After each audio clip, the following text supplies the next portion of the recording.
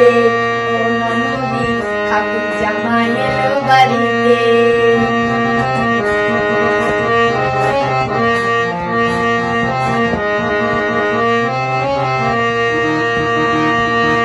স্টেশনের বাবুর মতো মিষ্টি পান খেয়ে, স্টেশনের বাবুর মতো মিষ্টি পান খেয়ে, ওরে দেখেন তোরা দেখছে কেমন দেব দেবিয়েছে, ওরে দেখেন তোরা দেখছে কেমন দেব দেবিয়েছে।